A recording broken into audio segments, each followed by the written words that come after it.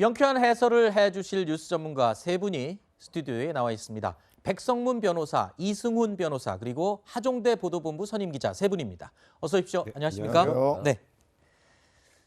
자, 구속의 갈림길에 서 있었던 대장동 개발 특혜 의혹의 핵심 인물이죠. 화천대유 대주주 김만배 씨에 대한 구속영장이 어제 오후 법원에서 기각됐습니다.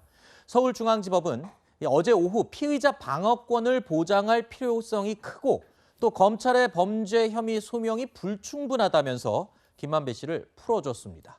자, 검찰은 문재인 대통령의 신속하고 철저한 수사를 하라라는 지시가 있었던 직후에 곧바로 김만배 씨에 대한 구속영장을 청구를 했었는데요.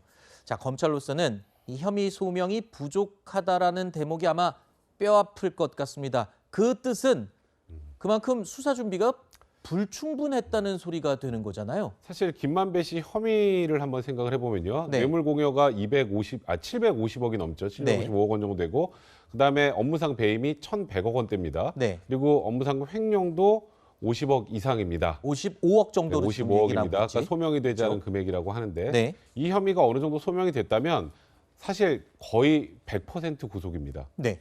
뭐 아까 지금 얘기가 나왔던 것처럼 피해자의 방어권 보장이나 이런 얘기들을 법원에서 굳이 할 필요 없이 영장이 발부되는 게 당연한 상황이고 그래서 대부분의 변호사들이 영장 발부 가능성을 높게 봤습니다만 네.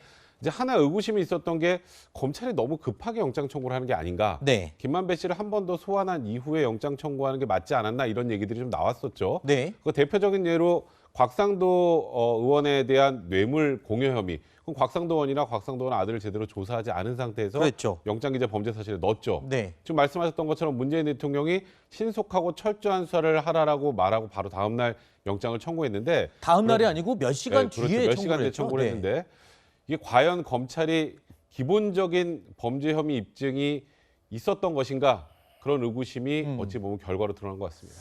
이 대통령의 지시 직후에 불과 몇 시간 뒤에 영장 청구가 되면서 그때 당시도 우리 패널들과 그 얘기를 했었거든요. 너무 성급하게 영장을 청구하는 것 같다라고 이야기를 하기도 했었는데 자, 김만배 씨 측은요.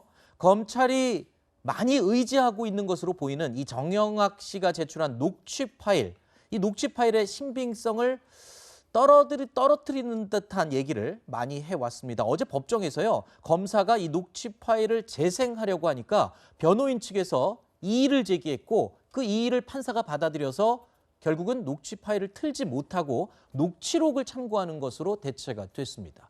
자, 이 정도 되면 검찰이 지금 수사에 있어서 녹취록에 굉장히 의존을 하고 있는 상황인데 녹취록에 대한 신빙성 입증에는 조금 부족한 것 같아요.